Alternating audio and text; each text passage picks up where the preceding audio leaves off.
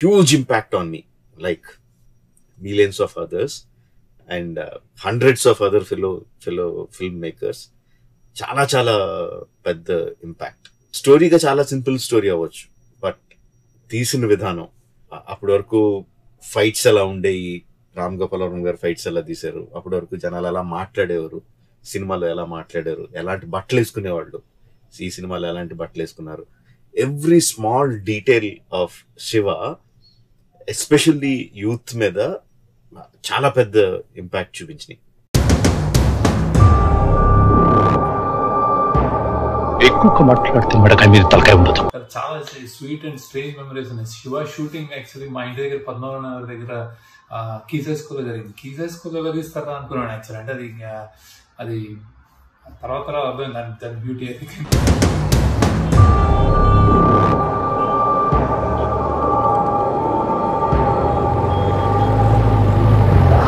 అది అప్పటి ఆ టైమ్స్లో తను చూసిన కాలేజీల్లో కానీ తను చూసిన ఎన్వైరన్మెంట్లో కానీ ఒక కైండ్ ఆఫ్ డామినెన్స్, ఒక కైండ్ ఆఫ్ ఫియర్, ఒక కైండ్ ఆఫ్ చాలా సబ్జుగేషన్ చుట్టూ అట్లాంటి ఎన్వైరన్మెంట్ చూసి దాన్ని నిజంగా అండర్స్టాండ్ చేసుకుని అట్లాంటి ఆ ఫీలింగ్స్ తోటి తీసేయడం అనిపిస్తుంది. అందుకే అది ఇంకా that's still true and that's still real. So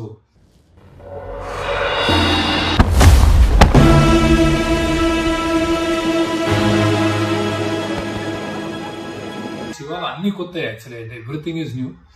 music, photography, taking, ఎప్పుడు అంటే మేము ముందు చూసిన సినిమా అన్ని విషయాల్లో కానీ ఇప్పుడు హీరోయిన్ కూడా, ఇప్పుడు అమ్మలో కూడా నాకు చాలా చాయ్ పిలాతే ఇట్లా అని కలోకేలో మాట్లాడుతూ వస్తుంటది. అంటే ఏంటిది అంటే ఇంత కొత్తగా తీసాడు. సరే గాని చాయ్ పిలాతే సరే గాని పిక్చర్ లేదైతే బాక్సింగ్ ప్రాక్టీస్ చేస్తున్నావా? నేను చిన్నప్పుడే నేర్చుకుని వదిలేశాను. అమ్మయ్యా నవ్వవా? చాలా మంచోళ్ళ కనిపిస్తున్నాడు కదూ. ఖతర్నా. అది ఒక కల్ట్ ఫిల్మ్ అయింది.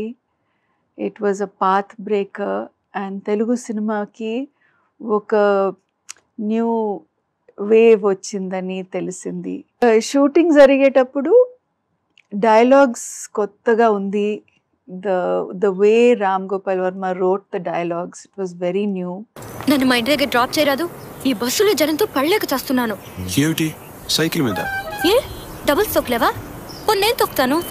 Camera angles and camera movement కూడా చాలా డిఫరెంట్గా అనిపించింది. Everybody work really hard. చేసేటప్పుడే కొత్తగా ఏదో డిఫరెంట్గా చేసి చూపించాలి అని అందరూ ఆ ఉద్దేశంతోనే పనిచేశారు. నాకు తెలిసి I must have been around 13 years old and it completely blew my mind away.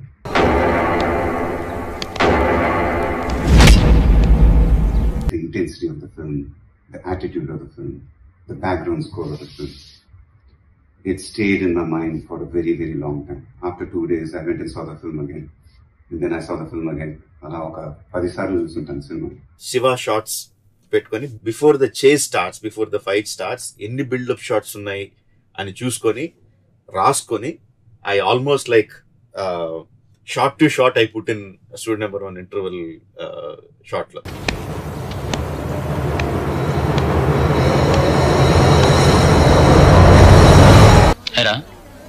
దాన్ని ముట్టుకుంటే అంత పోర్షన్ వచ్చిందా నీకు?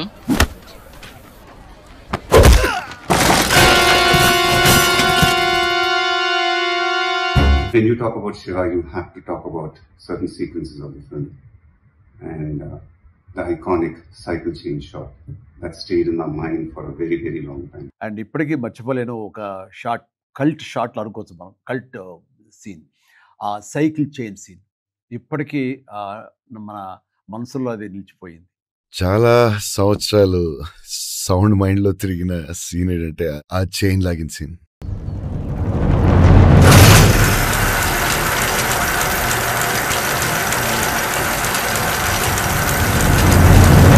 Shiva is not just the name of a Telugu film. Shiva is also name of that huge generational change in Telugu cinema and Indian cinema.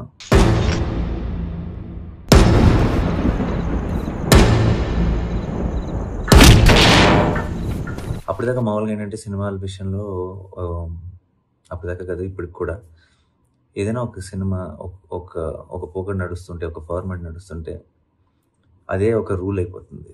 సినిమాలంటే ఇలాగే తీయాలి. ఎవరైనా కొంచెం అవుట్ ఆఫ్ ద బాక్స్ ఆలోచించాలని ట్రై చేసినా సరే ఇది కరెక్ట్ కాదు అని చెప్పేవాళ్ళు చాలా ఎక్కువ మంది ఉంటారు. ఇది ఇలా చేస్తే ఆడదు, ఇలాగే తీయాలి సినిమాలని చెప్పేవాళ్ళు చాలా మంది ఉంటారు.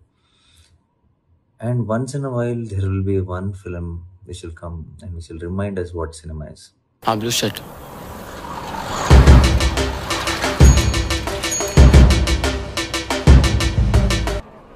నువ్వు ఈ కాలేజీ హీరోవా? చూడు, మంచి కుర్రాళ్ళ బుద్ధిగా చదువుకో. The performances of the film, Nagarjuna Garu performance, Amla Garu performance, Raghuvaran Garu performance, they were, I don't know how to say it, they were just completely new, mind-blowing, and I haven't seen anything like that. అప్పటిదాకా చూసే హీరోయిన్లు ఎవరు రామలమ్మ లాగా అనిపించేవాళ్ళు కాదు. అప్పటిదాకా మనం చూసిన విలన్లు ఎవరు రఘువరన్ గారు లాగా కానీ జేడి చక్రవర్తి గారు లాగా అనిపించేవాళ్ళు కాదు. అప్పటిదాకా ఏ హీరో కూడా స్క్రీన్ మీద ఆ Nag sir energy, that kind of intensity crack చేయలేదు. నాగార్జున తన నటనలోని ఆ తీవ్రత, ఆ చూపుల్లో తీక్షణత, ఆ కంపోజ్డ్ నటనలో ఉన్న ఆ శక్తి, ఇవి ఫెంటాస్టిక్. భవానీ గారు ఏమన్నా చెప్పాలనుకుంటే వాడినే వచ్చి చెప్పాను, నీలాంటి చెంచాగాళ్ళని పంపొద్దని చెప్పు. అమల గారి నటన, రఘువరన్ విలన్ పాత్ర, ఇలా ప్రతి ఒక్కరూ ప్రతి ఫ్రేమ్కి ప్రాణం పోసారు. నిన్ను వదిలి నేను ఉండలేను శివ, ప్లీజ్ నన్ను వెళ్ళమని మాత్రం అడగొద్దు. చెప్పుకో, వెళ్ళి ఆ పాపని తీసుకురమ్మా. Certain films leave such an impact that you always remember everything connected with the film, including the theater you saw it in, the day, the show timing, everything. One such film for me was Ram Gopal Varma's Shiva.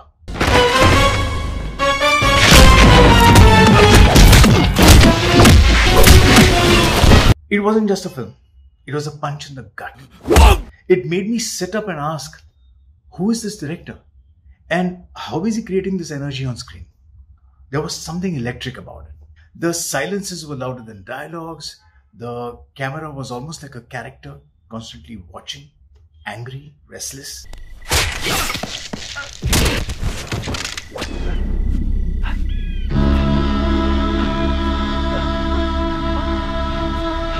Shiva is just an amazing first film for a director. For a debut director to have such command over all the elements and such mastery over the language of cinema, it's just amazing.